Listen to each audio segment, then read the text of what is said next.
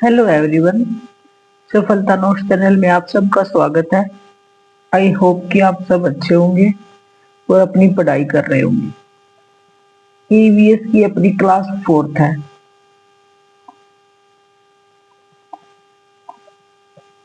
इससे पहले जो चैप्टर शुरू किया था वो था अपना ecology and ecosystem. Chapter first है वो है इकोलॉजी एंड इकोसिस्टम।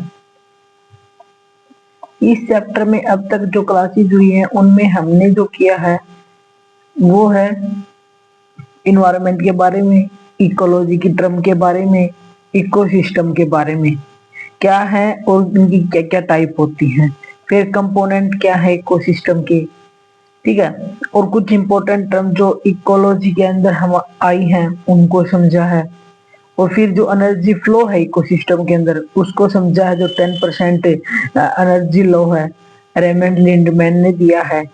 इन सब के बारे में अभी हमने स्टडी की है। और फिर की जो नेक्स्ट सेकंड और थर्ड थी उनमें हमने किया है कि जो इकोसिस्टम क्या क्या टाइप है। एक थी अपने पास में नेचुरल इकोसिस्टम, एक आर्टिफिशियल इकोसिस्टम, नेचुरल के अंदर एक था स्थलीय, एक था जलीय इकोसिस्टम। फिर जो स्थलीय पारितंत्र है उनके बारे में चर्चा की थी। उसमें उष्णकटिबंधीय वर्षा वन थे, उष्णकटिबंधीय पर्णपाती वन, एंड उसके बाद में उनके जो हमने कौन सी जलवायु रहती है, कितना टेम्परेचर है, कौन से जीव जंतु पाए जाते हैं और कौन सी वनस्पति होती है, इन सब के बारे में डिस्कस किया है। हमारे पास जो इम्पोर्टेंट है ये टॉपिक कि जो महत्वपूर्ण स्थलीय पारितंत्र हैं वो कौन कौन से हैं। उष्णकटिबंधीय वर्षावन, ठीक है। जो सेकंड है वो है उष्णकटिबंधीय पर्णपाती वन। थर्ड है वो है अपने पास में शंकुधारी वन। फोर्थ है वो है टुंड्रा पारितंत्र, एंड जो फिफ्थ है वो है मरुस्थलीय पारितंत्र, और जो सिक्स्थ है वो है घास भूमि, ठीक है, सवाना और स्टेपिस। अब इसी सीरीज में हम आगे की बात करते हैं। आगे के चैप्टर में हमारे पास में शुरू होता है सबसे पहले डीकंपोजर। डीकंपोजर होते हैं अपघटक। अपघटक क्या होते हैं? अपघटक वो जीव जंतु होते हैं जो मृत पौधों और जानवरों को विघटित कर देते हैं, पोषक तत्वों को, और उनका पुनर्चक्रण करते हैं, ठीक है। अपघटक में आता है हमारे पास में फंगी और बैक्टीरिया। फंगी को हम बोलते हैं कवक और बैक्टीरिया इसको हम बोलते हैं जीवाणु, ठीक है। वे जीव जो मृत पौधों और जानवरों को डिकम्पोज कर देते हैं, ठीक है, उनको ब्रेक डाउन कर देते हैं और उनके पोषक तत्वों का रिसाइकल पुनर्चक्रण करते हैं, ठीक है, वो होते हैं डीकंपोजर। ये इनका रोल क्या है हमारी प्रकृति के अंदर? ये प्रकृति के अंदर बैलेंस बनाए रखते हैं, क्योंकि जो भी अपशिष्ट होते हैं उनको साफ करते हैं और जो मृदा के पोषक तत्व उनको समृद्धि मतलब उनके अंदर वृद्धि करते हैं, पोषक तत्वों के अंदर, पोषक तत्वों की मृदा के अंदर। फिर हम नेक्स्ट बात करते हैं वो है प्रोड्यूसर, उत्पादक। उत्पादक क्या है हमारे पास में? हरे पौधे, ग्रीन प्लांट्स, एंड द अलगाई, शैवाल बोलते हैं इसको हिंदी में। जो हमारे पास में बेस है ये इकोलॉजिकल पिरामिड का, जो भी हमारा पारिस्थितिक पिरामिड का आधार है वो है उत्पादक, क्योंकि प्रोड्यूस यही करते हैं। ये कहाँ से? सोलर एनर्जी, सूरज से अपनी एनर्जी लेते हैं और अपना फूड बनाते हैं for higher level. Higher level का मतलब है यहाँ पर जो भी हमारे पास में पिरामिड होता है, जैसे पौधे हैं और इसमें लेवल में टॉप पे आते हैं मांसाहारी, तो उनके लिए जो भोजन तैयार करते हैं और कहाँ से लेते हैं एनर्जी? फ्रॉम सोलर, सूरज से, सूर्य की एनर्जी से अपना भोजन बनाते हैं।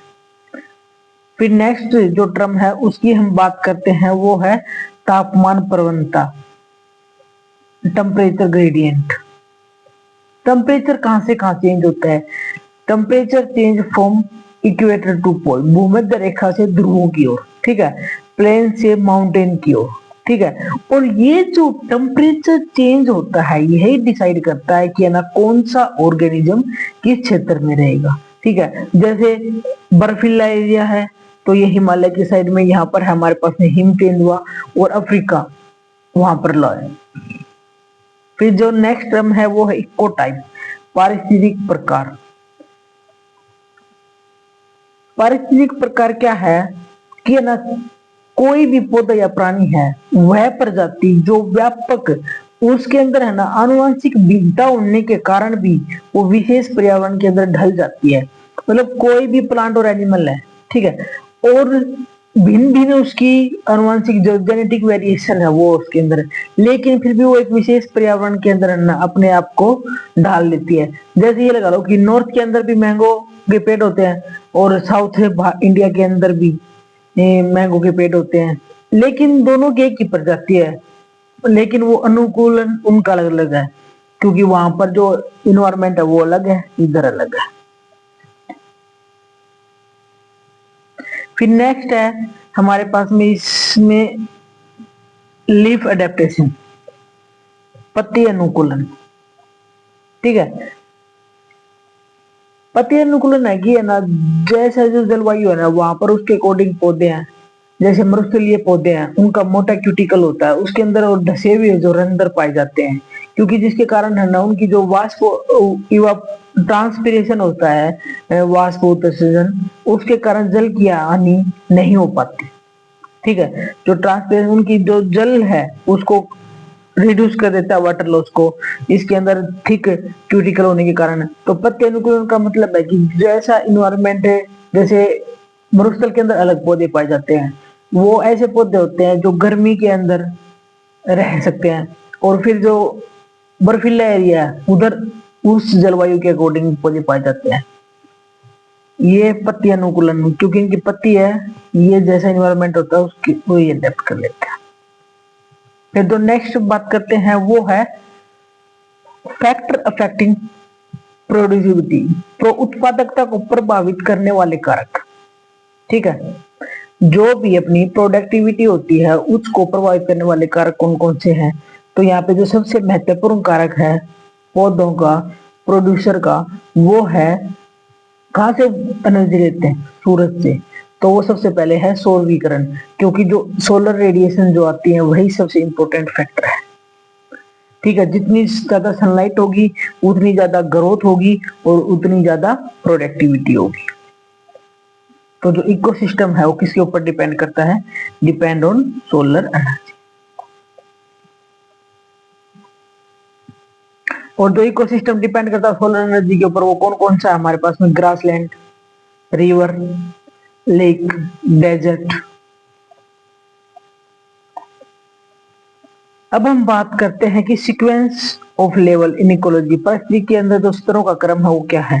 सबसे पहले हमारे पास में क्या आएगा, ऑर्गेनिज्म, उसके बाद क्या आएगा, कम्युनिटी, समुदाय बन गया, सिंगल से समुदाय बन गया, और फिर उसके बाद में इकोसिस्टम, इकोसिस्टम से बायोस्फीयर, और एक यहाँ पे ये भी था हमारे पास में जीवधारी, जीवधारी के बाद में पॉपुलेशन।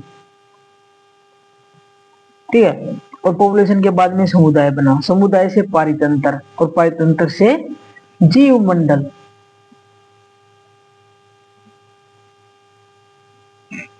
अब हम बात करते हैं नेक्स्ट, वो है लैनेटिक हैबिटेट, जो स्थिर जल पारितंत्र है। इसका मतलब क्या है, लैनेटिक मीन्स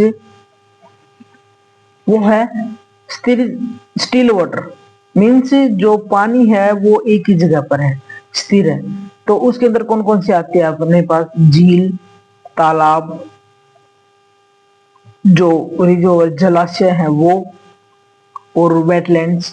ठीक है, ये सब इसके अंदर आते हैं। पानी अगर एक ही जगह पे है तो उस टाइम उसकी ऑक्सीजन है ना सरफेस के ऊपर ज्यादा होगी और decrease at the bottom, bottom के अंदर कम होगी। बहुत कम गति होती है अगर सीधे हो गया तो। ठीक है, तो इसके कारण जल की जो होगी परतों में ऑक्सीजन की मात्रा अलग अलग होती है, अलग अलग होती है, तो ऊपर में ज्यादा और नीचे कम। जो सूर्य की रोशनी है वो ऊपरी हिस्से तक ही जाती है। ठीक है, और जो न्यूट्रिशन होता है वो अनइक्वली डिस्ट्रीब्यूटेड होता है। ठीक है, कहीं पर ज्यादा कहीं पर कम, और जहां पर यहाँ पे ग्रोथ ज्यादा होगी वो होगी प्लांट की, और एल्गाई ग्रोथ ज्यादा होती है।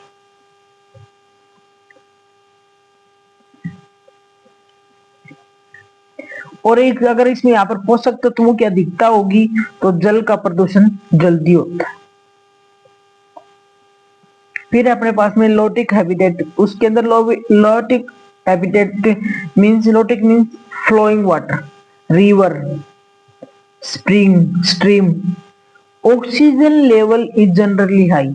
यहाँ पर क्या होता है कि जो ऑक्सीजन लेवल होता है वो हाई होता है, क्योंकि एयर इसके अंदर मिक्स होती रहती है, लगातार वाटर बहता रहता है, तो ऑक्सीजन की मात्रा अधिक होती है, क्योंकि भाप से वायु का मिश्रण होता रहता है। जो पोषक तत्व होते हैं उनका डिस्ट्रीब्यूशन समान रहता है, समान रूप से फैले रहते हैं, फ्लो के साथ में समान होते रहते हैं। जो पोल्यूशन है वो भी कम है, क्योंकि है ना जो पानी है ना वो जल्दी है ना सेल्फ प्यूरिफिकेशन कर लेता है। जो पौधों की मात्रा होती है वो कम होती है यहाँ पर, लेकिन ज्यादा मात्रा किसकी होती है, वो होती है फाइटोप्लैंक्टन एंड जूप्लैंक्टन। फाइटोप्लैंक्टन एक टाइप का है ना एक्वेटिक फूड वेब है, ठीक है।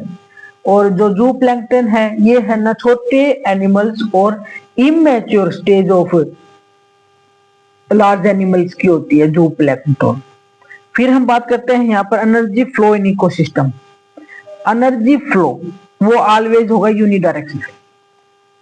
Important point, energy flow in ecosystem हमेशा एक दिशा में होता है। इसका क्या क्रम है, सूरज से रोशनी लेके प्रोड्यूसर ने खाना बनाया, फिर पहले वो शाकाहारी ने खाया, शाकाहारी को खाएगा मांसाहारी, मांसाहारी से फिर टॉप करनिवेयर्स, और फिर उसके बाद में डिकम्पोजर, ठीक है, उसको डिकम्पोज कर दिया। ये हमारे पास में एनर्जी फ्लो का सीक्वेंस होता है। सूर्य,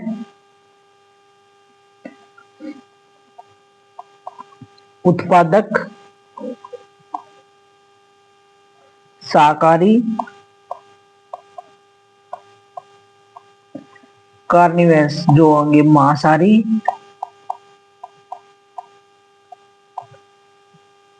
और डिकम्पोजर अपघटक। अब बात करते हैं कि प्रथम पोषण स्तर, first nutrition level, trophic level. ये हमारे पास में फर्स्ट होगा वो होगा always producer, green plants and algae, ठीक है। जो ये क्या करते हैं, ये फर्स्ट जो लेवल है ये पोषक उत्पादक जो हमारे पारितंत्र का वो घटक है जो जैविक और अजैविक दोनों को जोड़ता है, ठीक है। मोस्ट ये जोड़ता है वो component of ecosystem linking both जैविक और अजैविक दोनों को जोड़ता है, वही हमारे पास में प्रोड्यूसर होता है। प्राइमरी प्रोड्यूसर कौन है, प्लांट, ठीक है। जो ये पौधे हैं, ये बात भी पहले बहुत बार हो चुकी कि जो पौधे हैं वो है ना अजैविक घटकों की हेल्प से भोजन बनाते हैं और पशुओं को भोजन प्रदान करते हैं। मोस्ट इंपोर्टेंट है जो वाटर साइकिल कंपोनेंट है वो है इवापोरेशन। इवापोरेशन क्या होता है कि है ना वाष्पीकरण। वाष्पीकरण जो सौर ऊर्जा है, सौर ऊर्जा से पानी है वो भाप बन के ऊपर चला जाता है, इसी को बोलते हैं हम वाष्पीकरण। और ये मोस्ट इंपोर्टेंट प्रोसेस है वाटर साइकिल के अंदर, क्योंकि अगर इवापोरेशन ही नहीं होगा ग्राउंड वाटर का तो हमारे पास में कंप्लीट साइकिल वाटर की साइकिल नहीं बनती। तो नाइट्रोजन इन एटमॉस्फेयर कितनी है, 78%। और जो पौधे हैं वो सीधी नाइट्रोजन नहीं लेते हैं, वो जब डिकम्पोज हो जाता है वो सोइल के अंदर, उनसे नाइट्रेट्स की फॉर्म में रूट्स हैं वो सोइल से नाइट्रेट्स की फॉर्म में लेते हैं नाइट्रोजन को। फिर हम नेक्स्ट बात करते हैं वो है ऑक्सीजन और वनस्पति। यदि ऑक्सीजन और वनस्पति का क्या रोल है, अगर वनस्पति समाप्त हो जाएगी तो ऑक्सीजन का लेवल घट जाएगा और इससे प्रकाश संश्लेषण नहीं होगा, फोटोसिंथेसिस प्रोसेस, तो इसके कारण ऑक्सीजन जो रिलीज होगी वो कम होगी। अगर वो कम होगी तो ऑक्सीजन का स्तर घट जाएगा, क्योंकि जो प्रकाश संश्लेषण प्रोसेस है उसके उस टाइम ही हमारे पास में ऑक्सीजन रिलीज होती है। फिर नेक्स्ट बात करते हैं वो है न्यूट्रिशन लेवल में मनुष्य और लायंस, ये आते हैं ट्रॉपिक लेवल के टॉप कंज्यूमर, ठीक है। और जो प्राइमरी कंज्यूमर होते हैं हार्बिवर्स, उसमें जू प्लैंक्टन और ये टिड्डा होता है वो, और काऊ, ये प्राइमरी कंज्यूमर हार्बिवर्स में। टॉप में आ गए हमारे पास है ट्रॉपिक लेवल में ह्यूमन सेल है। फिर हम नेक्स्ट बात करते हैं वो है खाद्य जाल, फूड वेब।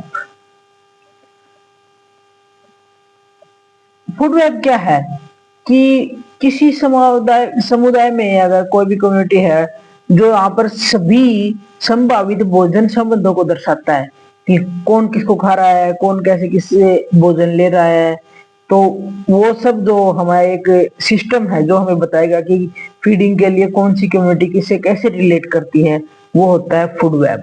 ठीक है, ये more stable then a single food chain. Ecotone क्या होता है हमारे पास में, पारिस्थितिक संक्रमण क्षेत्र के दो ट्रांजिशन होते हैं, दो परितंत्रों के बीच का जो क्षेत्र होता है उसी को बोलते हैं इकोटोन। जैसे लैंड और सी, ये दो इकोसिस्टम हो गए अलग अलग। ठीक है, और फॉरेस्ट, ग्रास लैंड और द फॉरेस्ट बाउंड्री। फिर नेक्स्ट बात करते हैं वो है इकोलॉजिकल पिरामिड्स, पारिस्थितिक pyramid. Pyramid of number, number होती है हमारे पास में जहां पर प्रत्येक पोषण स्तर पर जीवों की संख्या को दर्शाता है।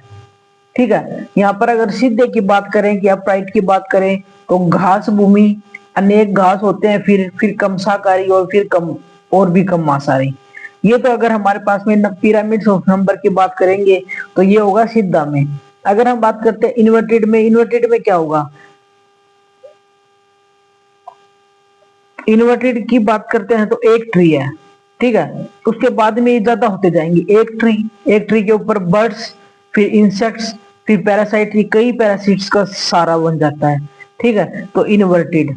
और अपराइट में ग्रास लैंड ज्यादा से फिर कम होते जाते हैं, मैनी ग्रासेस, फिर फ्यू आर्बियर्स, फिर फ्यूअर कार्निवर्स में तो उससे भी कम मांसाहारी। तो पिरामिड्स में नंबर ऑफ जैसे देखो ये भी मैं यहाँ पे बताती हूँ आपको नंबर्स, तो ये यहाँ पर नंबर है ना डिक्रीज होते जाते हैं ऊपर की साइड में, और डाउन की साइड में इंक्रीज होते जाते हैं इन्वर्टेड में। तो इन्वर्टेड में हमारे पास में एक पेड़ है, एक पेड़ से उसके बाद में बर्ड्स इंसेक्ट ज्यादा होते जाते हैं, और यहाँ पर हमारे पास में ग्रास है, फिर अनेक घास है, फिर कम होते जाते हैं। ये है हमारे पास में नंबर ऑफ पिरामिड का अपराइट का, और ये है इन्वर्टेड। फिर जो नेक्स्ट पिरामिड की बात करते हैं वो है हमारे पास में पिरामिड ऑफ बायोमास। यहाँ पर बायोमास में होता है हमारे पास में प्रत्येक स्तर पर जो जीवों का शुष्क भार होता है, ड्राई वेट, उसको दर्शाता है। अपराइट में होगा हमारे पास में स्थलीय पारितंत्र, और जो उल्टा होगा वहां पर होगा हमारे पास में जलीय पारितंत्र। ठीक है, तो अगर हम इसकी बात करते हैं कि स्थलीय की बात करते हैं पहले, जो प्रोड्यूसर है, सीधे की बात नहीं, उत्पादक अगर 1000 किलो है, फिर शाकाहारी है वो 100 किलो, फिर जो प्राइमरी हो गया वो 10 किलो, और जो टॉप कार्निवर्स है वो है 1 किलो। तो ऐसे वेट के अकॉर्डिंग का वेट घटता जाता है। और अगर हम इन्वर्टेड की बात करें तो कार्निवर्स का ज्यादा, फिर हर्बिवर्स उससे कम, फिर ये उससे कम, और जो प्रोड्यूसर प्लैंक्टन होता है वो उससे भी कम। नेक्स्ट बात करते हैं ऊर्जा, पिरामिड्स ऑफ एनर्जी। एनर्जी का है वो एक ही फ्लो होगा, always upright, can not be inverted. Pyramids of number and the pyramid of biomass, भार का, जैव भार का, वो दोनों हो सकते हैं, उल्टा भी और सीधा भी, लेकिन एनर्जी का फ्लो ऑलवेज अपराइट रहेगा। ठीक है, एनर्जी, पिरामिड्स ऑफ एनर्जी क्या बताएगा, एनर्जी के फ्लो को दर्शाता है। पिरामिड ऑफ नंबर जीवों की संख्या को, और पिरामिड ऑफ बायोमास जैव भार उनके शुष्क वेट को दर्शाता है, ड्राई वेट। जो ये फॉलो करता है एनर्जी, वो 10% लॉ को फॉलो करता है। ठीक है, लिंडमैन ने ये दिया था, only 10% energy pass to the next level.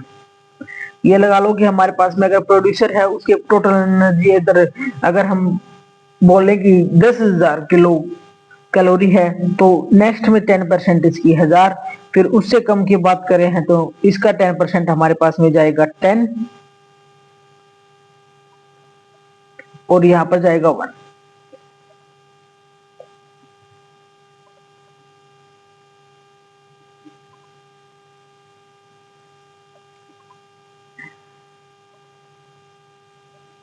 क्योंकि 10% लोग की बात करते हैं तो हमारे पास में पहले अगर इसकी 100% है तो 100 से फिर 10% जाएगी, 10 से फिर 1, और फिर 1 का 10% हमारे पास में 0.01। फिर हम एक टर्म की बात करते हैं, वो है साइनिकोलॉजी। ठीक है, साइनिकोलॉजी क्या होती है? जो जीव धारुओं के समूह का उनके पर्यावरण से संबंधों का अध्ययन करती है। ठीक है, जो study of a group of a organism in relation to environment, कि जो ऑर्गेनिज्म का जो ग्रुप है उनका पर्यावरण से क्या संबंध रहता है, उसी को हम बोलते हैं साइनिकोलॉजी।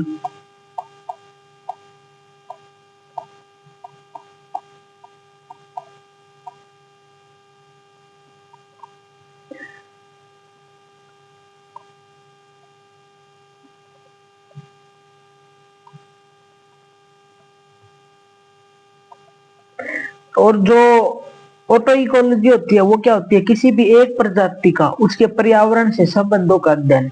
अगर ग्रुप का हो तो उसको बोलते हैं साइनिकोलॉजी, अगर है ना अकेली का हो तो हम उसको क्या बोलेंगे? उसको बोलेंगे ऑटो इकोलॉजी।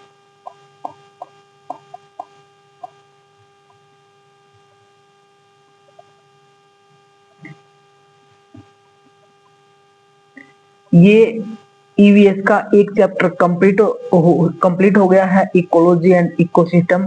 आई होप कि आपको अच्छा लगा होगा। अगर कहीं पर भी कोई भी इन क्लासेस के अंदर किसी भी टॉपिक के अंदर कोई प्रॉब्लम है, कुछ कौन सा टॉपिक समझ नहीं आया हो, तो कमेंट सेक्शन में मुझे जरूर बताएं।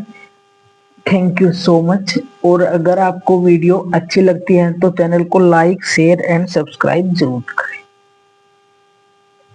Thank you so much.